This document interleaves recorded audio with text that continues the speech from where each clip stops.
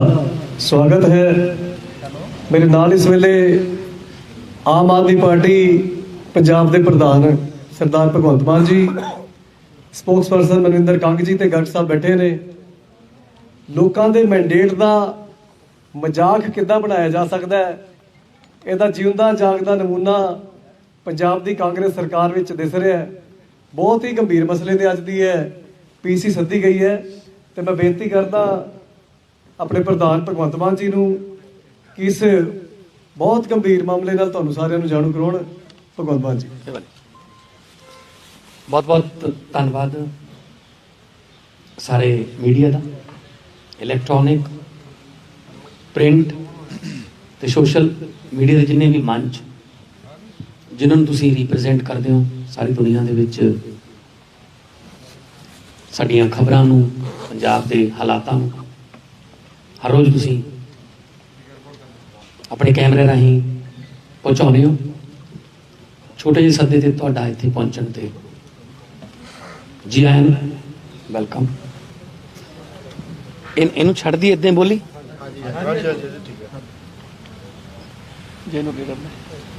बंद कर दें। अज एक बहुत गंभीर मसले ते तुहाडे नाल गल करनी है। जिस तरह जरनैल सिंह जी ने कहा कि लोगों के फतवे नूं, लोगों के मैंडेट नूं किवें पैरां दे विच रोलिया जा सकता है, किवें उहदा मजाक बनाया जा सकता है। शायद देश दे विच इस तरह की एग्जाम्पल किते होर नहीं मिलती जो अज पंजाब दे विच हो रहा। कांग्रेस सरकार जिहड़ी है उन्हें मजाक बना के रखता सरकार दा भी ते लोकां दा भी। अज की सुनने नूं मिल रहा है, की देखण नूं मिल रहा है, तुहाडे सारिआं दे सामने है। किवें आपस दे विच जुंडो जुंडी हो रहे ने, आपस दे विच एक दूजे दे गलमे फड़े जा रहे ने, पब्लिकली गालां कड्ढियां जा रही ने, एक दूजे ते ब्लेम लाए जा रहे ने। ये तुहाडे तो कोई गल लुकी नहीं। हाँ, मैं बतौर पार्टी प्रधान और बतौर विरोधी पार्टी असीं ये देख रहे हैं कि तमाशा की बन गया, गौरमेंट का तमाशा। चन्नी दी जाखड़ नाल नहीं बनती, जाखड़ दी बाजवे नाल नहीं बनती, बाजवे दी रंधावे नाल नहीं बनती, रंधावे दी सिद्धू नाल नहीं बनती, ते सिद्धू दी किसी नाल भी नहीं बनती। और सारे ही जाने किसी न किसी कमेटी के प्रधान ने। जाखड़ कंपेन कमेटी का प्रधान है, ਉਹਦੇ अंडर चन्नी ते सिद्धू आउंदे ने। उत्थे जदों लड़ाई हुंदी है तो यह कह के मीटिंग खत्म होंदी है, कोई गल नहीं, कल नूं मैं अपने वाली प्रधानगी वाली मीटिंग बुलाऊं, तैनूं उत्थे देखूंगा। अगले दिन वो बुला लैंदा है, ਉਹਦੇ अंडर चन्नी ते जाखड़ आउंदे ने। जदों उत्थे लड़ाई हुंदी है वो कहना कोई गल नहीं, एक कमेटी का मैं भी प्रधान हाँ, थोनू मैं देखूं परसों नूं। वो उत्थे बुला लैंदे ने, उत्थे लड़ाई हुंदी है तो प्रताप बाजवा कहना मैनीफेस्टो तो मैथों लिखाउणा है, थोनू चारां पंजां नूं मैं देखूं। जदों उत्थे लड़ाई हुंदी है तो अंबिका सोनी कहंदी है मैं तालमेल कमेटी दी प्रधान हाँ, ना किसी च ताल है ना किसी च मेल है। वो कहंदी मैं थोनू सारिआं नूं बुलाऊं। आ एक तमाशा बन गया। इहो जे बंदे पंजाब नूं भविख दे सकदे? ये 5 साल मंग रहे ने इस सरकार दे नां ते जिहड़ी चल रही है हुण। की इहो जे सिड़ी सियापे वाले लोग जिन्हां ने हर रोज़ एक दूजे नूं गालां कढणीਆਂ, ट्वीट करने एक दूजे दे विरुद्ध, कि वो पंजाब दे लोकां नूं फ्यूचर दी कोई प्लैनिंग दे सकदे जिन्होंने आपदे फ्यूचर का नहीं पता? चन्नी कोले कच्चे अध्यापक गए कि चन्नी साहब सानू पक्के कर दो, चन्नी साहब कहते क्या गल कर रहे यार, मैं तो आप कच्चा फिरदा। मेरा तो आप नहीं पता मैनू कि मेरा की होना। पोस्टर लाते सारे पंजाब 36,000 मुलाजम पक्के कीते। 36 गणाओ जी, 1000 छड्डो, 36। मतलब ਸਰਕਸ ਬਣ ਗਈ ਪੰਜਾਬ ਦੀ ਜਿਹੜੀ ਗਵਰਨਮੈਂਟ ਹੈ। ਤੇ ਇਹੋ ਜਿਹੇ ਮਾਹੌਲ ਦੇ ਵਿੱਚ ਲੋਕ ਜਿਹੜੇ ਨੇ ਉਹ ਆਪਣੇ ਆਪ ਨੂੰ ਲਾਵਾਰਸ, ਆਪਣੇ ਆਪ ਨੂੰ ਕਿਤੇ ਨਾ ਕਿਤੇ ਹਾਸ਼ੀਏ ਤੇ ਮਹਿਸੂਸ ਕਰ ਰਹੇ ਨੇ।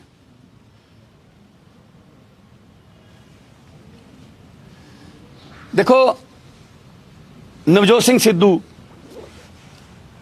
ਜਿੱਥੇ ਰੈਲੀ ਕਰਨ ਜਾਂਦੇ ਨੇ ਟਿਕਟਾਂ ਵੰਡਦੇ ਆ, ਉਹ ਨਾਲ ਦੀ ਨਾਲ ਕਹਿ ਦਿੰਦੇ ਆ ਲੈ ਵੀ ਇੱਥੋਂ ਤਾਂ ਫਿਰ ਆ ਹੋਊਗਾ। ਉਹ ਮੋਢੇ ਤੇ ਹੱਥ ਧਰ ਕੇ ਟਿਕਟਾਂ ਵੰਡਣ ਲੱਗ ਗਏ। ਚੰਨੀ ਸਾਹਿਬ ਜਿੱਥੇ ਜਾਂਦੇ ਉਹ ਆਪਦੇ ਕੋਟੇ ਦੀਆਂ ਟਿਕਟਾਂ ਵੰਡਦੇ ਆ। ਸਿੱਧੂ ਸਾਹਿਬ ਫਤਿਹ ਜੰਗ ਬਾਜਵਾ ਨੂੰ 10,000 ਤੇ ਜਿਤਾਇਆ ਏ ਕਾਦੀਆਂ ਤੋਂ, ਵੀ 10,000 ਤੇ ਜਿੱਤੂਗਾ ਤੇ ਫਿਰ ਮੈਂ ਧੰਨਵਾਦ ਰੈਲੀ ਕਰਨ ਆਊਂਗਾ। ਅਗਲੇ ਦਿਨ ਉਹਨਾਂ ਦੇ ਭਰਾ ਪ੍ਰਤਾਪ ਬਾਜਵਾ ਸੋਨੀਆ ਗਾਂਧੀ ਤੋਂ ਚਿੱਠੀ ਲੈ ਕੇ ਕਹਿੰਦੇ ਟਿਕਟ ਤਾਂ ਮੈਨੂੰ ਮਿਲੀ ਹੈ, ਮੇਰੇ ਭਰਾ ਦਾ ਜੋ ਮਰਜ਼ੀ ਪ੍ਰਮਾਤਮਾ ਆਪ ਹੀ ਕਰੂਗਾ। ਸੋ ਇਹੋ ਜਿਹੇ ਮਾਹੌਲ ਦੇ ਵਿੱਚ ਕੀ ਇਹ ਮੰਗ ਸਕਦੇ ਲੋਕਾਂ ਤੋਂ ਕਿ ਸਾਨੂੰ 5 ਸਾਲ ਹੋਰ ਦੇ ਦਿਓ? ਇਹਨਾਂ ਤੋਂ ਇਹ 80-90 ਦਿਨ ਇਕੱਠੇ ਨਹੀਂ ਰਹਿ ਸਕੇ। 80-90 ਦਿਨ ਸਿਰਫ 2 AG ਬਦਲਤੇ, 2 DG ਬਦਲਤੇ, ਰਾਤੋਂ ਰਾਤ ਸੋਤਾ ਸਾਹਿਬ ਗਏ, ਅੱਜ ਚਟੋਪਾਧਿਆ ਆ ਗਏ। ਮਤਲਬ ਕੋਈ ਪਤਾ ਹੀ ਨਹੀਂ ਕਿ ਕੀ ਹੋ ਰਿਹਾ ਹੈ। ਤਾਂ ਇਹੋ ਜਿਹੇ ਮਾਹੌਲ 'ਚ ਇਹ ਬੱਚਿਆਂ ਦੇ ਫਿਊਚਰ ਦੀਆਂ ਗੱਲਾਂ ਜਾਂ ਨੌਜਵਾਨਾਂ ਨੂੰ ਰੋਜ਼ਗਾਰ ਦੇਣ ਦੀਆਂ ਗੱਲਾਂ ਜਾਂ ਇਲਾਜ ਦੀਆਂ ਗੱਲਾਂ ਜਾਂ ਵਧੀਆ ਸਕੂਲ ਜਾਂ ਹਸਪਤਾਲ ਦੀਆਂ ਗੱਲਾਂ ਕਰ ਸਕਦੇ? ਕੌਣ ਕਰੂਗਾ ਇਹਨਾਂ 'ਚੋਂ? ਚੰਨੀ ਸਾਹਿਬ ਤਾਂ ਹੁਣ ਕੱਲ ਗੁਰਦਾਸਪੁਰ ਕੀ ਹੋਇਆ, ਚੰਨੀ ਸਾਹਿਬ ਗਏ 12 ਵਜੇ, ਰੈਲੀ ਸੀ, ਲੋਕ ਨਹੀਂ ਆਏ ਤਾਂ ਵਾਪਸ ਆਉਣਾ ਪੈ ਗਿਆ। ਮੈਂ ਕਿਹਾ ਜੀ ਹੁਣ ਇੱਥੇ ਬੜਾ ਵਧੀਆ ਗਰਾਊਂਡ ਸੀਗਾ ਤੇ ਖੁੱਲਾ ਗਰਾਊਂਡ ਸੀਗਾ ਤੇ ਇੱਥੇ ਬਾਂਦਰ ਕੀਲਾ ਖੇਡ ਲੈਂਦੇ, ਫਿਰ ਅੱਜ ਇੱਥੇ ਗੁੱਲੀ ਡੰਡਾ ਖੇਡ ਲੈਂਦੇ। ਅੱਜ ਕੱਲ ਪਰਸੋਂ ਲੁਧਿਆਣੇ ਗਏ ਆ, 3 ਹੈਲੀਪੈਡ ਬਣਾਏ ਗਏ ਜੀ। ਆਮ ਆਦਮੀ ਜਿਹੜੇ ਕਹਿੰਦਾ ਮੈਂ ਸਭ ਤੋਂ ਵੱਧ ਆਮ ਆਦਮੀ ਆ, 3 ਜਗ੍ਹਾ ਤੇ ਲੁਧਿਆਣੇ 'ਚ ਹੀ ਹੈਲੀਕਾਪਟਰ ਉੱਡਿਆ, 3-3 ਮਿੰਟ ਦੀਆਂ ਉਡਾਰੀਆਂ ਨੇ ਉਹ। ਇੰਨਾ ਕਾਹਦਾ ਚਾਅ ਹੈ ਚੰਨੀ ਸਾਹਿਬ ਹੈਲੀਕਾਪਟਰ 'ਚ ਬੈਠਣ ਦਾ? ਕਰੋੜਾਂ ਰੁਪਈਆ ਤੁਸੀਂ ਲੋਕਾਂ ਦੇ ਟੈਕਸ ਦਾ ਜਿਹੜਾ ਉਹ ਹੈਲੀਕਾਪਟਰਾਂ ਦੀਆਂ ਉਡਾਨਾਂ ਤੇ ਖਰਚ ਕਰ ਰਹੇ ਹੋ। ਸੋ ਇਸ ਕਰਕੇ ਤੁਹਾਡੇ ਨਾਲ ਇਹ ਗੱਲ ਕਰਨੀ ਹੈ ਕਿ ਇਹਨਾਂ ਨੂੰ ਕੋਈ ਮੋਰਲ ਅਧਿਕਾਰ ਨਹੀਂ ਹੈਗਾ ਲੋਕਾਂ ਤੋਂ ਵੋਟ ਮੰਗਣ ਦਾ, ਕਿਉਂਕਿ 4.5 ਸਾਲ ਇਹਨਾਂ ਦੇ ਇੱਕ ਅਯਾਸ਼ੀ ਰਾਜੇ ਨੇ ਬਰਬਾਦ ਕੀਤੇ ਲੋਕਾਂ ਦੇ, ਤੇ ਬਾਕੀ ਰਹਿੰਦੇ 3 ਮਹੀਨੇ ਇਹਨਾਂ ਦੇ ਹੱਥ ਆ ਗਈ ਸਰਕਾਰ। ਕੋਈ ਕਹਿੰਦਾ ਮੈਂ ਚਲਾਉਣੀ ਹੈ ਗੱਡੀ, ਕੋਈ ਕਹਿੰਦਾ ਮੈਂ ਚਲਾਉਣੀ ਹੈ ਗੱਡੀ। ਇਸ ਚੱਕਰ 'ਚ ਪੰਜਾਬ ਦੇ ਲੋਕਾਂ ਦੀ ਕੋਈ ਇਹਨਾਂ ਨੇ ਡਿਵੈਲਪਮੈਂਟ ਨਹੀਂ ਹੋਈ। 3 ਮਹੀਨਿਆਂ ਦੌਰਾਨ ਸਿਰਫ ਤੇ ਸਿਰਫ ਬੋਰਡ ਲੱਗੇ ਨੇ। ਪੰਜਾਬ ਦਾ ਕੋਈ ਦਰਖਤ ਵੀ ਨਹੀਂ ਬਚਿਆ ਹੋਊਗਾ ਜਿੱਥੇ ਬੋਰਡ ਨਾ ਲੱਗਿਆ ਹੋਵੇ। ਸ਼ਾਇਦ ਚੰਨੀ ਸਾਹਿਬ ਨੂੰ ਵੀ ਨਹੀਂ ਪਤਾ ਹੋਣਾ ਜਿਹੜੇ ਫੈਸਲੇ ਉਹਨਾਂ ਨੇ ਬੋਰਡਾਂ ਤੇ ਲਿਖਵਾਤੇ ਕਿ ਉਹ ਕੀਤੇ ਨੇ ਜਾਂ ਨਹੀਂ ਕੀਤੇ। ਇੱਥੋਂ ਇਹ ਸਾਬਤ ਹੁੰਦਾ ਹੈ ਕਿ ਨਾਨ ਸੀਰੀਅਸ ਔਰ ਆਪਸ ਦੇ ਵਿੱਚ ਕਾਟੋ ਕਲੇਸ਼ ਦੇ ਵਿੱਚ ਸਰਕਾਰ ਚੱਲ ਰਹੀ ਹੈ, ਤਾਂ ਲੋਕ ਪਿਸ ਰਹੇ ਨੇ ਇਸ ਚੱਕੀ ਦੇ ਵਿੱਚ। ਤੇ ਇਹੋ ਜਿਹੇ ਲੋਕਾਂ ਨੂੰ ਅਗਲੇ 5 ਸਾਲ ਲਈ ਲੋਕਾਂ ਤੋਂ ਮੈਂਡੇਟ ਮੰਗਣ ਦਾ, ਫਤਵਾ ਮੰਗਣ ਦਾ ਕੋਈ ਅਧਿਕਾਰ ਨਹੀਂ, ਕਿਉਂਕਿ ਲੋਕਾਂ ਨੇ ਫਤਵਾ ਕੈਪਟਨ ਦੇ ਨਾਂ ਤੇ ਮੰਗਿਆ ਸੀ। ਇਹਨਾਂ ਨੇ ਦੇ ਕੇ ਆਪਣੀਆਂ ਘੜ ਕਾਰਡ ਵੰਡੇ ਸੀ, ਹਜੇ ਵੀ ਲੋਕਾਂ ਦੀਆਂ ਜੇਬਾਂ 'ਚ ਪਏ ਨੇ ਜਾਂ ਸੰਦੂਕਾਂ 'ਚ ਪਏ ਨੇ ਕਿ ਕੈਪਟਨ ਨੇ ਸਹੁੰ ਚੱਕੀ, ਤੁਹਾਡੀ ਨੌਕਰੀ ਪੱਕੀ। ਤੇ ਲੋਕਾਂ ਨੂੰ ਰੋਜ਼ਗਾਰ ਦੇਣ ਵਾਲਾ ਆਪ ਬੇਰੁਜ਼ਗਾਰ ਹੋ ਗਿਆ, ਉਹ ਚਲਾ ਗਿਆ। ਸੋ ਕੋਈ ਕਰਜ਼ੇ ਮਾਫੀ ਦੀਆਂ ਗੱਲਾਂ ਜਾਂ ਕੋਈ 51,000 ਰੁਪਇਆ ਸ਼ਗਨ ਸਕੀਮ ਜਾਂ ਕੋਈ ਸਮਾਰਟਫੋਨ ਜਾਂ ਕੋਈ 2500 ਰੁਪਇਆ ਬੁਢਾਪਾ ਪੈਨਸ਼ਨ, 5 ਮਰਲਿਆਂ ਦੇ ਪਲਾਟ, ਕੁਛ ਨਹੀਂ ਹੋਇਆ। ਇੱਕ ਡਰਾਈਵਰ ਬਦਲਤਾ, ਬੱਸ ਉਹੀ ਹੈ, ਜਿਹਦੇ ਵਿੱਚ ਲੁੱਟ ਜਾਰੀ ਹੈ। ਅੱਜ ਕਿਸੇ ਨਿਊਜ਼ ਚੈਨਲ ਨੇ ਐਕਸਪੋਜ਼ ਕੀਤਾ ਹੈ ਕਿ ਕਿਵੇਂ ਚੰਨੀ ਸਾਹਿਬ ਦੇ ਏਰੀਏ 'ਚ ਰੇਤ ਮਾਫੀਆ ਦਾ ਕੰਮ ਚੱਲ ਰਿਹਾ ਹੈ।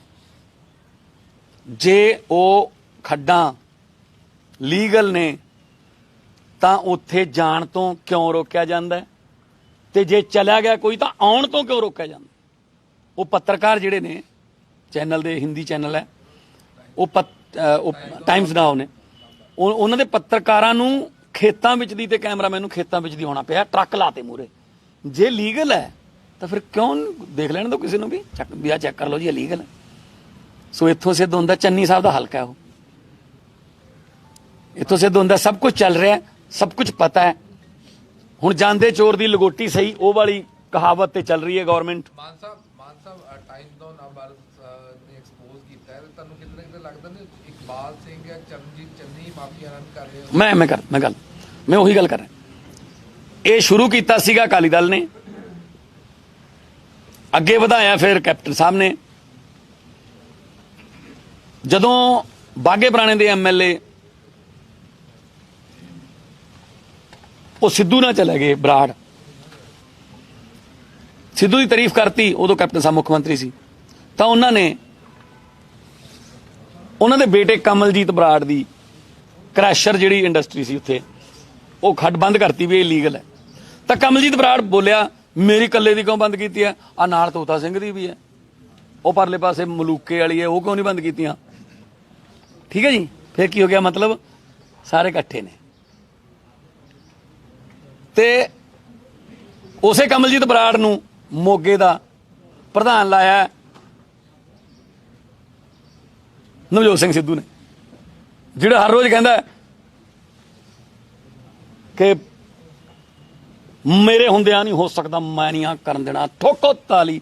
ਇਹ ਅਸਲ 'ਚ ਠੋਕੋ ਤਾਲੀ ਨਹੀਂ, ਠੋਕੋ ਕਾਂਗਰਸ ਚੱਲ ਰਿਹਾ ਕੰਮ ਹੁਣ। ਉਸੇ ਨੂੰ ਪ੍ਰਧਾਨ ਲਾਇਆ ਮੋਗੇ ਦਾ ਕਮਲਜੀਤ ਬਰਾੜ ਨੂੰ।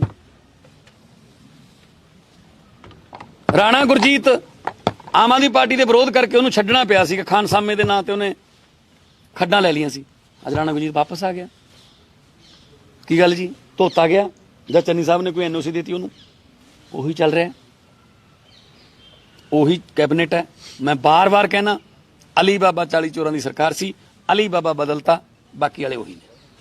ਕੋਈ ਸਵਾਲ ਤੁਹਾਡਾ ਹੋਵੇ ਤਾਂ ਵੈਲਕਮ। ਸਰਕਾਰ ਦੀ ਗੱਲ ਤੁਸੀਂ ਕਰ ਰਹੇ ਹੋ, ਸਰਕਾਰ ਅਸਲ ਵਿੱਚ ਚਲਾ ਕੌਣ ਰਿਹਾ? ਸਿੱਧੂ ਸਰਕਾਰ ਚਲਾ ਰਿਹਾ ਹੈ ਕਿ ਮੁੱਖ ਮੰਤਰੀ ਚੰਨੀ ਸਰਕਾਰ ਚਲਾ ਰਹੀ ਹੈ? ਜੇ ਤੁਹਾਨੂੰ ਪਤਾ ਲੱਗ ਜਾਏ ਮੈਨੂੰ ਜ਼ਰੂਰ ਦੱਸਣਾ। ਇਹੀ ਤਾਂ ਪਤਾ ਨਹੀਂ ਲੱਗ ਰਿਹਾ ਲੋਕਾਂ ਨੂੰ ਕਿ ਚਲਾ ਕੌਣ ਰਿਹਾ। ਕਿਉਂਕਿ ਰਾਤੋਂ ਰਾਤ ਦਾ ਤੁਸੀਂ ਵੀ ਜ਼ਿਕਰ ਕੀਤਾ, ਜਿਹੜਾ ਰਾਤੋਂ ਰਾਤ ਏਡੀਜੀ ਬਦਲਤੇ, ਰਾਤੋਂ ਰਾਤ ਡੀਜੀਪੀ ਵੀ ਬਦਲਤੇ, ਤੇ ਸਿੱਧੂ ਸਾਹਿਬ ਨੂੰ ਖੁਸ਼ ਕਰਨ ਲਈ ਚਟੋਪਾਧਿਆਏ ਸਾਹਿਬ ਨੂੰ ਲਗਾਇਆ ਕਿ ਤੁਸੀਂ ਨਹੀਂ, ਮਤਲਬ ਮੈਨੂੰ ਨਹੀਂ ਪਤਾ ਕਿਹਨੂੰ ਖੁਸ਼ ਕਰਨ ਲਈ ਕੀ ਹੋਇਆ, ਪਰ ਇਹ ਪਤਾ ਹੀ ਨਹੀਂ ਲੱਗ ਰਿਹਾ ਕਿ ਸਰਕਾਰ ਕੌਣ ਚਲਾ ਰਿਹਾ। ਸਰਕਾਰ ਇੱਕ ਬਿਨਾਂ ਡਰਾਈਵਰ ਦੇ ਬੱਸ ਵਾਲੀ ਹਾਲਤ ਹੈ, ਪਤਾ ਨਹੀਂ ਹੁਣ ਕਿੱਧਰ ਨੂੰ ਜਾਊ, ਪਤਾ ਨਹੀਂ ਕਿਹੜੇ ਖੱਡੇ 'ਚ ਡਿੱਗੂ। ਸੋ ਕਾਂਗਰਸ ਨੇ ਉਮੀਦ ਛੱਡਤੀ ਅਸਲ 'ਚ ਕਿ ਅਸੀਂ ਨਹੀਂ ਜਿੱਤ ਰਹੇ, ਚਲੋ ਜਾਂਦੇ ਜਾਂਦੇ ਕੋਈ ਨਾ ਕੋਈ ਪੈਸੇ ਇਕੱਠੇ ਕਰੋ। ਹਰ ਐਮਐਲਏ ਐਮਪੀ ਐਮਐਲਏ ਮੰਤਰੀ ਪੈਸੇ ਇਕੱਠੇ ਕਰਨ ਲੱਗੇ, ਟਰਾਂਸਫਰਾਂ ਦੇ ਪੈਸੇ ਲੈ ਜਾ ਰਹੇ ਨੇ। ਆਓ ਜੀ ਲਿਆਓ ਜੀ ਇੰਨੇ, ਲਿਆਓ ਜੀ ਇੰਨੇ। ਉਹ ਕਿਹਾ ਜਾ ਰਿਹਾ ਕਿ ਅਸੀਂ ਆਮ ਆਦਮੀ ਹਾਂ, ਅਸੀਂ ਤਾਂ ਗੁੱਲੀ ਡੰਡਾ ਖੇਡਣ ਜਾਣਦੇ ਹਾਂ, ਅਸੀਂ ਤਾਂ ਮੱਝਾਂ चो लेने बीजेपी का बदला जाना आप मतलब ठीक है, सरकार की कार्रवाई हो सकती है, लेकिन सिर्फ नवजोत सिंह सिद्धू के दबाव में पहले एडवोकेट जनरल साहब बदल दिए गए, अब डीजीपी को रातों रात बदल दिया गया, और कई अफसर, ये खुली चिट्ठी लीक हो रही है, इसमें वो कह रहे हैं कि जी हमें कहा जा रहा है कि कुछ नेताओं पर, वो नेता किसी भी पार्टी से हो सकते हैं, लेकिन उन पर मुकदमे दर्ज करें वो गलत है। तो आपको लगता नहीं ये सिर्फ इस तरह से सिद्धू के दबाव में सब सारे फैसले लिए जा रहे हैं? दिखावा है, दिखावा है। अब क्या टाइम कौन सा रह गया? पहली बात तो चट्टोपाध्याय साहब का नाम ही नहीं गया पैनल में, जो पैनल में नाम गए हैं, क्योंकि 5 अक्टूबर को ये पोस्ट जो है खाली हुई थी। रूल्स कहते हैं कि 6 महीने, कम से कम 6 महीने के बाद जिनकी रिटायरमेंट है वो जा सकते हैं, उसको वो इस गाइडलाइन को वो पूरा नहीं करते। 31 मार्च को उनकी रिटायरमेंट है। नेक्स्ट जैसे ही कोड लगा 1 घंटे में डीजीपी बदला जाएगा पंजाब का, क्योंकि इलेक्शन कमीशन की गाइडलाइन कहती है 31 मई से जिसकी पहले रिटायरमेंट है वो ऐसी पोस्ट पर नहीं रह सकता। 31 मार्च को रिटायर हो रहे हैं, तो 15 दिन के लिए एक नाम हो गया, एक्स डीजीपी बन जाएंगे। अच्छा बोलने में है जी। सिद्धू साहब को सेटिस्फाई किया गया। देखो ये तो कांग्रेस को पता है, सिद्धू को अगर सेटिस्फाई कर ले कांग्रेस तो उनके कुछ दिन अच्छे आ सकते हैं। वैसे जमान साहब, एक मेरा आखिरी सवाल है, आप भी प्रेस कॉन्फ्रेंस कर रहे हैं, आप भी अध्यक्ष हैं आम आदमी पार्टी के। नवजोत सिंह सिद्धू साहब प्रेस कॉन्फ्रेंस करते हैं, कोई भी सवाल उनसे पूछा जाए तो वो सवाल लेते ही नहीं, अपनी बात आते हैं, कहते हैं, चले जाते हैं। तो इसका मतलब उनके पास जवाब है नहीं ना, फिर उनको लगता है कि मैं सवालों के जवाब कैसे दूंगा। तो मैं इसीलिए आपके लिए ओपन बुक की तरह हूं, खुली किताब की तरह हूं, पूछो कौन सा सवाल पूछते हो। जितनी देर आपके सवाल खत्म नहीं होते हम यहाँ बैठे हैं। मान साहब आज ਸਿੱਧੂ ਅੱਜਕੱਲ ਆਮ ਆਦਮੀ ਪਾਰਟੀ ਦੇ ਵੀ ਕਾਫੀ ਹਮਲਾਵਰ ਨੇ, ਕਹਿੰਦੇ ਇਹਨਾਂ ਤੇ ਗੱਲਾਂ ਸੁਣਾਇਓ, ਇਹ ਕਹਿੰਦੇ ਭਰੋਸਾ ਦਿਵਾਉਂਦੇ ਨੇ, ਕੇਜਰੀਵਾਲ ਦਾ ਨਾਮ ਲੈਂਦੇ ਨੇ, ਤੁਹਾਡਾ ਨਾਮ ਲੈਂਦੇ ਨੇ। ਸਿੱਧੂ ਸਾਹਿਬ ਨੂੰ ਕੰਪੇਨ ਸਟਾਰ ਕੰਪੇਨਰ ਬਣਾਇਆ ਸੀਗਾ ਦਿੱਲੀ ਵਾਸਤੇ, ਦਿੱਲੀ ਦੇ ਇਲੈਕਸ਼ਨ 'ਚ ਗਏ ਨਹੀਂ ਸੀ, ਉੱਥੇ ਜਾ ਕੇ ਕਹਿੰਦੇ ਕਿ ਆਮ ਆਦਮੀ ਪਾਰਟੀ ਦੀਆਂ ਗੱਲਾਂ ਚ ਨਾ ਆਇਓ। ਕਿੰਨੀਆਂ ਸੀਟਾਂ ਆਈਆਂ ਦਿੱਲੀ 'ਚ ਪਿਛਲੀ 2 ਵਾਰ ਤੋਂ? 0। ਸੋ ਸਿੱਧੂ ਸਾਹਿਬ ਵੀ ਦੇਖ ਲੈਂਦੇ ਆ ਨਾ ਵੀ ਇੱਥੇ ਜੇ ਆਪਣਾ ਕੰਮ ਬਣਨਾ ਨਹੀਂ, ਮੈਂ ਨਹੀਂ ਜਾਂਦਾ, ਮੈਂ ਬਦਨਾਮ ਨਾ ਹੋ ਜਾ। ਹਾਂ, ਪਾਰਟੀ ਦੇ ਜੇ ਵੱਡੇ ਨੇਤਾ ਨੇ, ਸਟਾਰ ਕੰਪੇਨਰ ਨੇ, ਦੇਖੋ ਹਾਰਨਾ ਜਿੱਤਣਾ ਚੱਲਦਾ ਰਹਿੰਦਾ, ਤਾਂ ਫਿਰ ਮਤਲਬ ਤਾਂ ਇਹ ਹੋ ਗਿਆ ਨਾ ਸਟਾਰ ਕੰਪੇਨਰ ਦਾ ਕਿ ਜੇ ਤੁਸੀਂ ਨੇਤਾ ਭੀੜ ਇਕੱਠੀ ਕਰਦੇ ਹੋ ਜਾਂ ਤੁਸੀਂ ਲੋਕਾਂ ਨੂੰ ਇਨਫਲੂਐਂਸ ਕਰ ਸਕਦੇ ਹੋ ਤਾਂ ਤੁਸੀਂ ਜਾਓ ਜਿੱਥੇ ਪਾਰਟੀ ਤੁਹਾਡੀ ਡਾਊਨ ਹੈ ਉਹਨੂੰ ਅਪ ਕਰੋ। ਠੀਕ ਹੈ ਨਾ, ਅਪ ਕਰੋ ਨਾ ਥੱਲੋਂ ਵੀ ਹਾਂ ਉੱਥੇ ਜਾ ਕੇ ਮਿਹਨਤ ਕੀਤੀ ਤੇ ਸਿੱਧੂ ਸਾਹਿਬ ਕਰਕੇ 2 ਸੀਟਾਂ ਆਈਆਂ, 5 ਸੀਟਾਂ ਆਈਆਂ, ਵਾਟਐਵਰ। ਤੇ ਜਦੋਂ ਤੁਸੀਂ ਜਾਣਦੇ ਹੀ ਨਹੀਂ, ਕਹਿੰਦੇ ਮੈਂ ਤਾਂ ਇੱਥੇ ਜਾਂਦਾ ਨਹੀਂ, ਆਪਾਂ ਤਾਂ ਹਾਰ ਰਹੇ ਹਾਂ, ਫਿਰ ਫਾਇਦਾ ਕੀ ਹੋਇਆ। ਸੋ ਸਿੱਧੂ ਸਾਹਿਬ ਨੂੰ ਇਹ ਕੋਈ ਮੋਰਲ ਇਸ ਤਰ੍ਹਾਂ ਦਾ ਰਾਈਟ ਨਹੀਂ ਹੈਗਾ ਕਿ ਉਹ ਐਂ ਕਹਿਣ ਕਿ ਕੇਜਰੀਵਾਲ ਪੰਜਾਬ 'ਚ ਕਿਉਂ ਆਉਂਦਾ ਹੈ, ਇਹ ਉਹ ਤਿਮਕਾ। ਕੇਜਰੀਵਾਲ ਜੀ ਸਾਰੇ ਦੇਸ਼ ਜਾਣਗੇ, ਠੀਕ ਹੈ। ਕੇਜਰੀਵਾਲ ਇਕੱਲੇ ਦਿੱਲੀ ਦੇ ਨਹੀਂ, ਕੇਜਰੀਵਾਲ ਨੇ ਦੇਸ਼ ਦੀ ਰਾਜਨੀਤੀ ਨੂੰ ਬਦਲਿਆ। ਵੱਡੇ ਵੱਡੇ ਹੈਲੀਕਾਪਟਰਾਂ ਵਾਲੇ ਥੱਲੇ ਲਹੇ ਨੇ। ਸੁਖਬੀਰ ਬਾਦਲ ਨੇ ਕਦੇ ਸੋਚਿਆ ਨਹੀਂ ਸੀਗਾ ਕਿ ਮੈਂ ਬਾਣ ਦੇ ਮੰਜੇ ਤੇ ਬਹਿ ਕੇ ਚਾਹ ਪੀਣੀ ਪਊ ਕਿਸੇ ਦੇ ਖੇਤ ਜਾ ਕੇ। ਹਰਸਿਮਰਤ ਕੌਰ ਨੇ ਕਦੇ ਸੋਚਿਆ ਨਹੀਂ ਸੀ ਕਿ ਨਰਮਾ ਚੁਗਦੀਆਂ ਕੋਲੇ ਮੈਨੂੰ ਵੀ ਜਾਣਾ ਪਊਗਾ, ਨਰਮੇ ਦੇ ਵਿੱਚ ਉਤਰਨਾ। ਉਹ ਉਸੇ ਨਰਮੇ ਦੇ ਉੱਤੋਂ ਦੀ ਹੈਲੀਕਾਪਟਰ ਲੰਘਦੇ ਰਹੇ ਨੇ 10 ਸਾਲ। ਸੋ ਪਬਲਿਕ ਹੈ, ਲੋਕ ਹੈ। ਲੋਕ ਜਦੋਂ ਚਾਹੁਣ ਬੰਦਾ ਅਰਸ਼ ਤੇ, ਲੋਕ ਜਦੋਂ ਚਾਹੁਣ ਬੰਦਾ ਫਰਸ਼ ਤੇ। ਮਾਨ ਸਾਹਿਬ ਇੱਕ 17 ਤਰੀਕ ਦੀ ਮੀਟਿੰਗ ਰੱਖੀ ਗਈ ਸੀ ਕਿਸਾਨਾਂ ਦੇ ਨਾਲ, ਪਰ ਉਸ ਤੋਂ ਬਾਅਦ 20 ਤਰੀਕ ਕਰ ਦਿੱਤੀ ਗਈ। ਕਿਸਾਨ ਜਥੇਬੰਦੀਆਂ ਨੇ ਕਿਹਾ ਕਿ ਹਾਲੇ ਤੱਕ ਨਾ ਤਾਂ ਸਾਨੂੰ 20 ਤਰੀਕ ਦਾ ਕੋਈ ਨੋਟੀਫਿਕੇਸ਼ਨ ਮਿਲਿਆ ਕਿ ਮੀਟਿੰਗ ਚੇਂਜ ਕੀਤੀ ਗਈ ਹੈ। ਦੂਜੇ ਪਾਸੇ ਕੁਝ ਜਥੇਬੰਦੀਆਂ ਕਹਿ ਰਹੀਆਂ ਕਿ ਸਾਨੂੰ ਬਾਈਕਾਟ ਕਰਨਾ ਚਾਹੀਦਾ। ਪੰਜਾਬ ਸਰਕਾਰ ਕਿਤੇ ਨਾ ਕਿਤੇ ਟਾਲ ਮਟੋਲ ਕਰ ਰਹੀ ਹੈ ਮੀਟਿੰਗ ਕਰਨ ਤੋਂ। ਕਿਉਂਕਿ ਹੈ ਹੀ ਨਹੀਂ ਕੁਛ ਜੀ, ਕੋਈ ਪਾਲਿਸੀ ਹੈ ਨਹੀਂ ਨਾ ਜੀ। ਕਿਉਂਕਿ ਕਿਸਾਨ ਜਿਹੜੇ ਨੇ ਉਹ ਪੁੱਛਣਗੇ ਇਹ ਗੱਲ ਕਿ ਜੀ ਤੁਸੀਂ ਲਿਖਤੀ ਵਾਅਦਾ ਕੀਤਾ ਸੀਗਾ ਮੈਨੀਫੈਸਟੋ 'ਚ ਕਿ ਕਰਜ਼ੇ ਮਾਫ ਕਰਾਂਗੇ ਅਸੀਂ, ਪ੍ਰਾਈਵੇਟ ਵੀ ਤੇ ਬੈਂਕਾਂ ਦੇ ਵੀ, ਉਹ ਹੋਏ ਨਹੀਂ। ਕਿਸਾਨ ਸਾਹਿਬ ਮੰਗਣਗੇ ਤਾਂ ਸਾਹਿਬ ਹੈ ਨਹੀਂ। ਇਸ ਕਰਕੇ 17 ਤੋਂ 20 ਕਰ ਲਓ, 20 ਤੋਂ 25 ਕਰ ਲਓ, ਉਦੋਂ ਬਾਅਦ ਕਹਿਣਾ ਕੋਡ ਲੱਗ ਗਿਆ ਜੀ, ਨਹੀਂ ਤਾਂ ਅਸੀਂ ਕਰ ਦਿੰਦੇ। ਸੋ ਇਹ ਬਹਾਨੇਬਾਜ਼ੀ ਹੈ। ਕਿਸਾਨ ਜਥੇਬੰਦੀਆਂ ਨੂੰ ਇਸ ਗੱਲ ਦਾ ਪਤਾ ਹੈ, ਉਹ ਬਹੁਤ ਵੱਡੀ ਜੰਗ ਜਿੱਤ ਕੇ ਆਏ ਆ ਕਿ ਬਹਾਨੇਬਾਜ਼ੀ। ਬਲਕਿ ਜਿਸ ਦਿਨ ਪ੍ਰਧਾਨ ਮੰਤਰੀ ਨੇ ਅਨਾਉਂਸ ਕੀਤਾ ਸੀ 19 ਨਵੰਬਰ ਨੂੰ ਗੁਰਪੁਰਬ ਵਾਲੇ ਦਿਨ, ਕਿਸਾਨ ਜਥੇਬੰਦੀਆਂ ਨੇ ਕਿਹਾ ਸੀਗਾ ਕਿ ਅਸੀਂ ਕੱਲੀ ਅਨਾਉਂਸਮੈਂਟ ਤੇ ਨਹੀਂ ਵਾਪਸ ਜਾਣਾ, ਸਾਨੂੰ ਲੋਕ ਸਭਾ ਰਾਜ ਸਭਾ 'ਚੋਂ ਪਾਸ ਕਰਾ ਕੇ ਰਾਸ਼ਟਰਪਤੀ ਦੇ ਸਾਈਨ ਕਰਕੇ ਸਾਨੂੰ ਕਾਪੀ ਭੇਜੋ। ਇੰਨਾ ਯਕੀਨ ਤਾਂ ਸਾਡੇ ਪ੍ਰਧਾਨ ਮੰਤਰੀ ਤੇ ਰਹਿ ਗਿਆ ਲੋਕਾਂ ਨੂੰ। ਪਹਿਲਾਂ ਉਹਨਾਂ ਦੇ ਭਾਸ਼ਣ ਨੂੰ ਲੋਕ ਫੈਸਲਾ ਮੰਨ ਲੈਂਦੇ ਸੀ, ਹੁਣ ਫੈਸਲੇ ਨੂੰ ਭਾਸ਼ਣ ਵੀ ਨਹੀਂ ਮੰਨਦੇ। ਸੋ ਫਰਕ ਹੈ।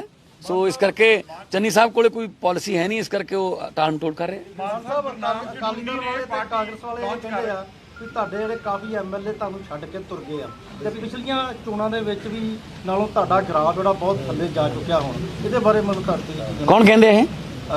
ਅਕਾਲੀ ਦਲ ਵਾਲੇ ਵੀ ਔਰ ਕਾਂਗਰਸ ਵਾਲੇ ਵੀ ਕਾਂਗਰਸ ਵਾਲਿਆਂ ਦਾ ਮੁੱਖ ਮੰਤਰੀ ਤੁਰ ਗਿਆ ਜੀ। ਨਹੀਂ, ਤੁਸੀਂ ਕਹਿ ਰਹੇ ਵੀ 25 ਐਮਐਲਏ ਜਿਹੜੇ ਨੂੰ ਕਾਂਗਰਸ ਵਾਲੇ ਆਉਣਾ ਚਾਹੁੰਦੇ ਨੇ। ਹਾਂਜੀ, ਉਹ ਤੁਸੀਂ ਉਹ ਦੱਸ ਨਹੀਂ ਰਹੇ ਕਿਹੜੇ ਨੇ। ਉਹ ਕਹਿੰਦੇ ਜਦੋਂ ਹੀ ਲੈਣੇ ਹੀ ਨਹੀਂ ਕਿਉਂ ਦੱਸੀਏ? ਕਦੇ ਬਾਰੇ ਦੱਸੀਏ? ਸੁਣੋ ਅਸੀਂ ਕਿਉਂ ਵਿਚਾਰਿਆਂ ਨੂੰ ਬਦਨਾਮ ਕਰੀਏ? ਕਿਸੇ ਹੋਰ ਪਾਸੇ ਚਲੇ ਜਾਣਗੇ।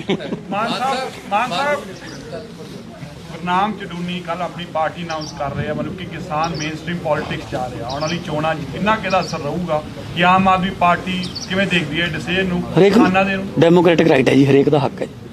ਅਸੀਂ ਕਿਉਂ ਕੌਣ ਹੁੰਦੇ ਆ ਇਹ ਕਹਿਣ ਵਾਲੇ ਕਿ ਨਹੀਂ ਹੋਣਾ ਚਾਹੀਦਾ ਉਹਨਾਂ ਨੂੰ? ਬਾਕੀ ਪਬਲਿਕ ਫੈਸਲਾ ਕਰੋ। ਅਲਾਈਅੰਸ ਦਾ ਪੰਜਾਬ ਇੱਕ ਮੰਚ ਦਾ ਆਗਾਜ਼ ਕੀਤਾ ਗਿਆ, ਤੁਹਾਡੇ ਸਾਥੀ ਬੱਬੂ ਮਾਨ ਵੀ ਉਹਦੇ ਹਿੱਸੇ ਨੇ ਤੇ ਹੋਰ ਵੀ ਬਹੁਤ ਸਾਰੇ ਚਿੰਤਕ ਉਹਦਾ ਹਿੱਸਾ ਨੇ। ਲੱਗਦਾ ਕਿ ਪੰਜਾਬ ਨੂੰ ਇਸ ਵੇਲੇ ਅਜਿਹੇ ਪ੍ਰੈਸ਼ਰ ਗਰੁੱਪ ਦੀ ਲੋੜ ਹੈਗੀ ਹੈ ਕਿਉਂਕਿ ਸਿਆਸਤਦਾਨ ਵਾਅਦੇ ਬਹੁਤ ਕਰ ਰਹੇ ਨੇ ਪਰ ਉਹ ਵਾਅਦੇ ਉਹਨਾਂ ਤੇ ਖਰੇ ਨਹੀਂ ਉਤਰ ਰਹੇ ਜਾਂ ਉਹਨਾਂ ਨੂੰ। ਦੇਖੋ, ਕਿਸਾਨ ਅੰਦੋਲਨ 'ਚੋਂ ਇੱਕ ਚੀਜ਼ ਬਹੁਤ ਵਧੀਆ ਨਿਕਲੀ ਹੈ ਕਿ ਚੇਤਨਤਾ ਬਹੁਤ ਵੱਧ ਗਈ। ਬੁਲਾਰੇ ਬਹੁਤ ਅੱਛੇ ਵੀ ਮਿਲ ਗਏ, ਬਹੁਤ ਯੰਗ ਮੁੰਡੇ ਮੰਚ ਤੋਂ ਉੱਥੋਂ ਬੋਲਦੇ ਰਹੇ। ਪਿੰਡਾਂ ਦੇ ਵਿੱਚ ਲੋਕ ਹੁਣ ਐ ਕੱਲਾ ਪੰਥ ਦੇ ਨਾਂ ਤੇ ਜਾਂ ਬਾਪੂ ਦੇ ਕਹੇ ਤੇ ਜਾਂ ਫੁੱਫੜ ਮਾਮੇ ਦੇ ਕਹੇ ਤੇ ਨਹੀਂ ਪੈਣਗੀਆਂ। ਅੱਛੀ ਗੱਲ ਹੈ ਚੇਤਨਤਾ ਆਉਣੀ। ਉਹ ਡੈਮੋਕ੍ਰੇਸੀ, ਇਸੇ ਨੂੰ ਤਾਂ ਡੈਮੋਕ੍ਰੇਸੀ ਕਹਿੰਦੇ ਨੇ। ਡੈਮੋਕ੍ਰੇਸੀ 'ਚ ਸਹਿਮਤੀ ਨਹੀਂ ਹੁੰਦੀ, ਡੈਮੋਕ੍ਰੇਸੀ 'ਚ ਵਿਰੋਧ ਹੁੰਦਾ, ਵਿਰੋਧ ਦੇ ਵਿੱਚ ਵਿਕਾਸ ਹੁੰਦਾ। ਸੋ ਅੱਛੀ ਗੱਲ ਹੈ। ਮੈਂ ਤਾਂ ਕਹਿੰਦਾ ਜੇ ਕੋਈ ਇਸ ਤਰ੍ਹਾਂ ਦੇ ਹਿਸਾਬ ਲੈਣ ਵਾਲੇ ਲੋਕਾਂ ਨੂੰ ਜਿਹੜੇ ਚੇਤਨ ਕਰਨ ਵਾਲੇ ਲੋਕ ਆਉਣਗੇ ਅੱਗੇ, राजनीति और अच्छी होगी। और चन्नी साहब हरियाणा के नेता हैं, चन्नी साहब हरियाणा के नेता हैं, पंजाब में राजनीति की बात कह रहे हैं, जबकि पंजाब के किसान संगठन कह चुके हैं जी हम तो राजनीति में आना ही नहीं चाहते, और उनको साइडलाइन भी कर दिया गया। देखो इसमें मैं यही कहूंगा कि हर एक को हक है, डेमोक्रेटिक राइट है कि वो कहीं पे जाके भी इलेक्शन लड़ सकता है, लेकिन आगे तो फिर पब्लिक ने बताना है। इसमें तो मैं कह नहीं सकता कि वो हरियाणा वाले पंजाब क्यों आ रहे हैं, ऐसा नहीं हो सकता।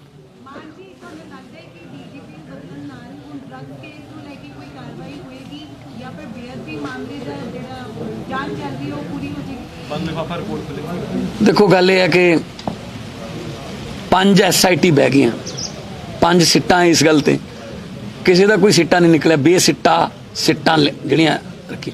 हुण दिन किन्ने रह गए जी? एनी टाइम हो सकता है आ तुहाडी प्रेस कॉन्फ्रेंस खत्म होने तो बाद ही कोड लग जाए। जिस दिन इलैक्शन कमीशन ने प्रेस कॉन्फ्रेंस कर ली, दैट मीनस इलैक्शन कोड। फिर कुछ नहीं होना, फिर ये बहाने ने भी पैसे तो असीं पाते सी विकास वास्ते, पर कोड आ गया जी, असीं तो बदली करती सी, फड़ नहीं लगे सी मजीठीए नूं, इन्हां नूं कोड लग गया जी। सो ये तो बहाने ने। इस चन्नी साहब खुद कह चुके ने कि कैप्टन अमरिंदर ने बादलों नाल मिल के ये सारे केस बर्बाद करके रखते, खत्म करके रखते। पहला वाला जिहड़ा AG सीगा ਉਹਨੇ ਉਹ ਤਾਂ ਜਾਂਦੇ ਹੀ ਨਹੀਂ ਸੀਗੇ। ਸੋ ਕੋਰਟ ਦੇ ਵਿੱਚ ਉਹਨਾਂ ਨੂੰ ਝਾੜਾਂ ਪੈਂਦੀਆਂ ਸੀ ਵੀ ਕੋਈ ਤਾਂ ਭੇਜ ਦਿਓ, ਕੋਈ ਵਕੀਲ ਤਾਂ ਭੇਜ ਦਿਓ। ਸੋ ਜਾਣ ਬੁੱਝ ਕੇ ਇਹਨਾਂ ਕੇਸਾਂ ਨੂੰ ਕਮਜ਼ੋਰ ਕੀਤਾ ਗਿਆ।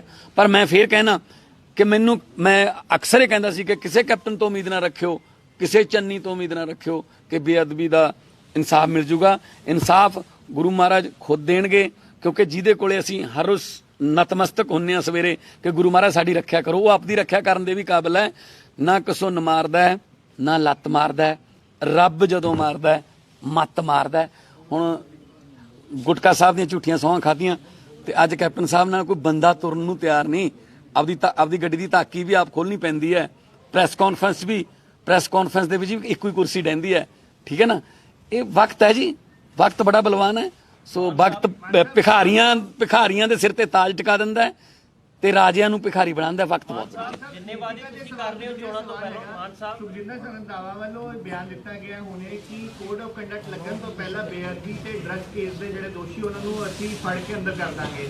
ਉਹਨਾਂ ਨੂੰ ਕੀ ਪਤਾ ਕਿ ਕਦੋਂ ਕੋਡ ਆਫ ਕੰਡਕਟ ਲੱਗਣ ਜਾ ਰਿਹਾ ਤਾਂ ਉਸ ਤੋਂ ਪਹਿਲਾਂ ਅੰਦਰ ਕਰ ਦੇਣਗੇ। ਮੈਂ ਇਹੀ ਤਾਂ ਕਹਿਣਾ ਕਿ ਸਰਕਸ ਬਣਾ ਲਈ ਯਾਰ ਇਹਨਾਂ ਨੇ, ਕਾਮੇਡੀ ਬਣਾ ਰੱਖੀ ਹੈ ਸਰਕਾਰ ਦੀ। ਇਹਨੂੰ ਅੰਦਰ ਕਰ ਦਿਆਂਗੇ, ਉਹਨੂੰ ਬਾਹਰ ਕਰ ਦਿਆਂਗੇ। ਠੀਕ ਹੈ ਨਾ। ਸੋ ਕੀ ਚਲੋ ਠੀਕ ਹੈ, 1 ਦਿਨ 2 ਦਿਨ ਚੱਲ ਜਾਂਦਾ, 3 ਦਿਨ ਪੌਣਾ ਪੰਜਾਬ 75% ਪੰਜਾਬ ਦੇ ਜਿਹੜੇ ਮੁਲਾਜ਼ਮ ਕੱਚੇ ਪੱਕੇ ETT ਵਾਲੇ, TET pass, guest faculty teacher, anganwadi ਵਾਲੇ, ਆਸ਼ਾ ਵਰਕਰ, ਉਹ ਸਾਰੇ ਸੜਕਾਂ ਤੇ ਬੈਠੇ ਨੇ। ਠੀਕ ਹੈ। ਤੇ ਚੰਨੀ ਸਾਹਿਬ ਹਰ ਤੀਜੇ ਦਿਨ ਭੰਗੜਾ ਪਾਉਂਦੇ ਨੇ, ਕਦੇ ਕਿਸੇ ਨਾਲ ਕਦੇ ਕਿਸੇ ਨਾਲ। ਸਟੇਟ ਰੋ ਰਹੀ ਹੈ। ਉਹ ਫਿਰ ਤੋਂ ਉਹੀ ਗੱਲ ਸਾਬਤ ਹੋ ਰਹੀ ਹੈ ਨਾ ਕਿ ਰੋਮ ਜਲ ਰਿਹਾ ਸੀ ਤੇ ਨੀਰੋ ਬੰਸਰੀ ਵਜਾ ਰਿਹਾ ਸੀ। ਸੋ ਕਿੰਨੇ ਕੁ ਨੀਰੋ ਨੇ ਇਹ ਨਹੀਂ ਪਤਾ ਲੱਗ ਰਿਹਾ। ਹੁਣ ਗ੍ਰਹਿ ਮੰਤਰੀ ਨੇ ਰੰਧਾਵਾ ਸਾਹਿਬ ਨਾਕੇ ਤੇ ਖੜ ਕੇ ਕਿਸੇ ASI ਨੂੰ ਸਸਪੈਂਡ ਕਰ ਦਿੰਦੇ ਆ। ਬਈ ਇਹ ਕੰਮ ਤੁਸੀਂ ਆਰਡਰ ਦੇ ਕੇ ਕਰੋ। ਤੁਸੀਂ ਗ੍ਰਹਿ ਮੰਤਰੀ ਦਾ ਕੰਮ ਹੈ ਅਮਨ ਕਾਨੂੰਨ ਨੂੰ ਕਾਇਮ ਰੱਖਣਾ ਔਰ ਪਾਲਿਸੀਜ਼ ਬਣਾਉਣੀਆਂ ਔਰ ਕਿਵੇਂ ਕ੍ਰਾਈਮ ਘੱਟ ਹੋਵੇ ਉਹਦੇ ਬਾਰੇ ਗੱਲ ਕਰਨੀ। ਹੁਣ ਅੱਜ ਬਿਆਨ ਆ ਗਿਆ ਕਿ ਅੰਦਰ ਕਰ ਦਿਆਂਗੇ ਜੀ। ਕਿੰਨੇ ਕੁ ਦਿਨਾਂ ਲਈ ਅੰਦਰ ਕਰੋਗੇ? ਉਹ ਅਗਲੇ ਜ਼ਮਾਨਤ ਤੇ ਬਾਹਰ ਆ ਜਾਣਗੇ। ਰਾਜੇ ਵੜਿੰਗ ਨੇ ਕੀ ਕੀਤਾ? ਬੱਸਾਂ ਫੜ ਲੀਆਂ, ਫੇਸਬੁੱਕ ਤੇ ਹੋ ਗਈ ਬੱਲੇ ਬੱਲੇ ਸ਼ੇਰ ਪੰਜਾਬ ਦਾ ਆ ਗਿਆ ਮੰਤਰੀ। ਇਹੋ ਜਿਹੇ ਹੁੰਦੇ ਨੇ ਮੰਤਰੀ। 4 ਦਿਨਾਂ ਬਾਅਦ ਹਾਈ ਕੋਰਟ ਨੇ ਸਾਰੀਆਂ ਬੱਸਾਂ ਕਲੀਅਰ ਕਰਤੀਆਂ। ਬਸ ਉਹ ਕਹਿੰਦਾ ਮੈਂ ਕੀ ਕਰਾਂ ਹੁਣ, ਕਿਉਂਕਿ ਕੱਚੇ ਪੈਰੀਂ ਹੱਥ ਪਾਉਂਦੇ ਨੇ, ਪੱਕੇ ਪੈਰੀਂ ਨਹੀਂ ਪਾਉਂਦੇ। ਸਭ ਰਲੇ ਹੋਏ। ਮਾਨ ਸਾਹਿਬ ਇੱਕ ਕੁਐਸਚਨ ਸਰਦਾਰ ਜਰਨੈਲ ਸਿੰਘ ਜੀ ਬੈਠੇ ਨੇ, ਚੰਡੀਗੜ੍ਹ ਨਗਰ ਆਪਣੇ ਕੌਂਸਲ ਦੀਆਂ ਨਗਰ ਨਿਗਮ ਦੀਆਂ ਚੋਣਾਂ ਨੇ ਜੀ, ਔਰ ਬਹੁਤ ਸਾਰੇ ਮੁੱਦੇ ਤੁਸੀਂ ਦਿੱਲੀ ਪੈਟਰਨ ਤੇ ਕਹਿ ਰਹੇ ਹੋ ਵੀ ਦਿੱਲੀ ਵਾਂਗੂ ਲਿਆਵਾਂਗੇ। ਬਹੁਤ ਸਾਰੀਆਂ ਸਮੱਸਿਆਵਾਂ ਦਿੱਲੀ ਨਾਲ ਇੱਥੇ ਮੈਚ ਨਹੀਂ ਕਰਦੀਆਂ। ਉੱਥੇ ਕੋਈ ਸਮੱਸਿਆਵਾਂ ਹੋਰ ਨੇ, ਇੱਥੇ ਹੋਰ ਨੇ।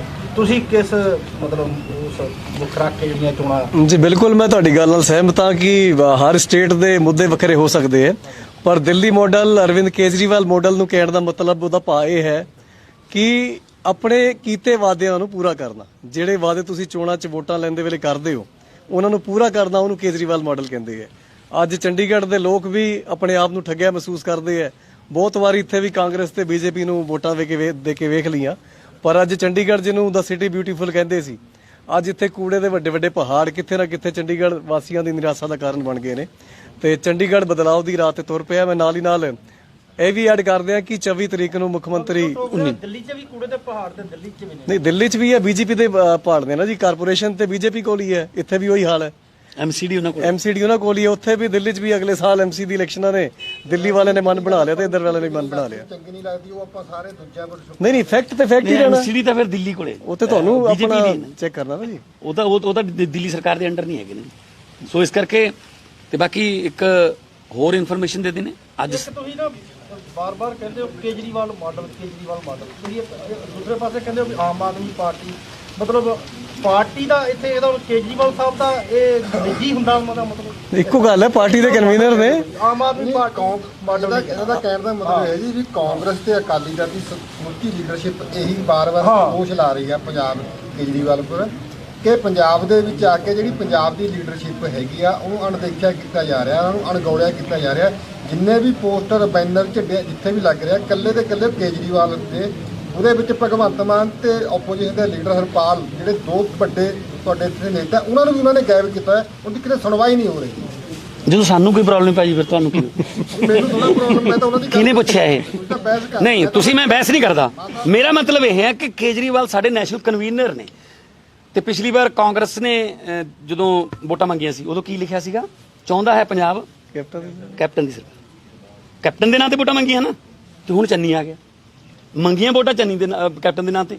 ਉਦੋਂ ਫਿਰ ਉਹਨਾਂ ਨੇ ਤੁਸੀਂ ਉਹਨਾਂ ਨੂੰ ਕਿਉਂ ਨਹੀਂ ਪੁੱਛਿਆ ਕਿ ਚਾਹੁੰਦਾ ਹੈ ਪੰਜਾਬ ਕਾਂਗਰਸ ਦੀ ਸਰਕਾਰ ਜਾਂ ਚਾਹੁੰਦਾ ਹੈ ਪੰਜਾਬ ਰਾਹੁਲ ਦੀ? ਕੇਜਰੀਵਾਲ ਪੰਜਾਬ ਦੇ ਮੁੱਖ ਮੰਤਰੀ ਹੋਣ ਨਹੀਂ ਹੋਣਗੇ ਜੀ, ਇਹ ਕਿੰਨੀ ਵਾਰੀ ਕਹਿ ਚੁੱਕੇ ਨੇ ਜੀ। ਹੁਣ ਤੁਸੀਂ ਗੁਰਦੁਆਰੇ ਸਹੁੰ ਪਾਉਣੀ ਹੈ। ਆਂਦਾ ਯਾਰ ਮਹਾਰਾਜ ਜੀ, ਗੱਲ ਇਹ ਹੈ ਅਸੀਂ ਇਹ ਕਹਿ ਚੁੱਕੇ ਹਾਂ, ਜਗਤਾਰ ਇਹ ਵੀ ਗੱਲ ਕਹਿ ਚੁੱਕੇ ਕੇਜਰੀਵਾਲ ਸਾਹਿਬ ਕਿ ਪੰਜਾਬ ਦਾ ਮੁੱਖ ਮੰਤਰੀ ਪੰਜਾਬ ਤੋਂ ਹੋਊਗਾ, ਪੰਜਾਬੀ ਹੋਊਗਾ, ਸਿੱਖ ਸਮਾਜ ਤੋਂ ਹੋਊਗਾ, ਠੀਕ ਹੈ ਨਾ। ਸੋ ਇਸ ਕਰਕੇ ਜਦੋਂ ਕਹਿ ਹੀ ਚੁੱਕੇ ਆ, ਤੁਸੀਂ ਮੈਨੂੰ ਕਾਂਗਰਸ ਨੂੰ ਪੁੱਛ ਲਿਆ ਉਹਨਾਂ ਦਾ ਮੁੱਖ ਮੰਤਰੀ ਕੌਣ ਹੈ? ਪਰ ਗੱਲ ਇਹ ਹੈ ਨਾ ਮਾਨ ਸਾਹਿਬ, ਜੇ ਉੱਤਰਾਖੰਡ ਦੀ ਗੱਲ ਕਰੀਏ ਤਾਂ ਆਮ ਆਦਮੀ ਪਾਰਟੀ ਸਭ ਤੋਂ ਪਹਿਲਾਂ ਉੱਥੇ ਮੁੱਖ ਮੰਤਰੀ ਦਾ ਚਿਹਰਾ ਦੇ ਚੁੱਕੀ ਹੈ। ਹਾਲਾਂਕਿ ਉੱਥੇ ਬੀਜੇਪੀ ਨੇ ਵੀ ਔਰ ਕਾਂਗਰਸ ਨੇ ਵੀ ਚਿਹਰਾ ਨਹੀਂ ਦਿੱਤਾ, ਤਾਂ ਕੀ ਇਹ ਪਹਿਲ ਪੰਜਾਬ 'ਚ ਵੀ ਕੀਤੀ ਜਾਏਗੀ? ਸਵਾਲ ਇੱਥੇ ਆਉਂਦਾ ਹੈ। ਪੰਜਾਬ ਦੇ ਵਿੱਚ ਇੱਕੋ ਹੀ ਪਾਰਟੀ ਹੋਊਗੀ ਜਿਹੜੀ ਮੁੱਖ ਮੰਤਰੀ ਦੇ ਚਿਹਰੇ ਨਾਲ ਲੜੂਗੀ, ਉਹਦਾ ਨਾਮ ਹੈ ਆਮ ਆਦਮੀ ਪਾਰਟੀ। ਇਹ ਲਿਖ ਦਿਓ। ਨਾ ਤਾਂ ਬੀਜੇਪੀ ਨੇ ਚਿਹਰਾ ਦੇਣਾ ਨਾ ਕਾਂਗਰਸ ਨੇ ਦੇਣਾ, ਕਿਉਂਕਿ ਕਾਂਗਰਸ ਤਾਂ ਜਿਹਦਾ ਨਾਂ ਲਓਗੇ ਗੁੱਤਮ ਗੁੱਤਾ ਹੋਊਗਾ। ਤੁਹਾਨੂੰ ਅਸੀਂ ਬੜੀ ਜਲਦੀ ਮੁੱਖ ਮੰਤਰੀ ਦਾ ਚਿਹਰਾ ਦੇਵਾਂਗੇ, ਫਿਰ ਕਿਰਪਾ ਕਰਕੇ ਉਸ ਚਿਹਰੇ ਨੂੰ ਦਿਖਾਉਂਦੇ ਰਹੋ ਆਦੇ ਟੀਵੀ ਤੇ। ਬਾਣ ਸਾਹਿਬ ਬਾਕੀ ਜਿਹੜੇ ਤੁਹਾਡੇ ਉਮੀਦਵਾਰ ਨੇ, ਤੁਸੀਂ ਇਹਨਾਂ ਦੀ ਅਨਾਉਂਸਮੈਂਟ ਜਿਹੜੀ ਆ ਕਦੋਂ ਤੱਕ ਜਿਹੜੀ ਕੱਲ ਜਾਂ ਪਰਸੋਂ ਤੱਕ 25 ਦੀ ਲਿਸਟ ਹੋ ਰਹੀ। ਜੁਆਇਨਿੰਗ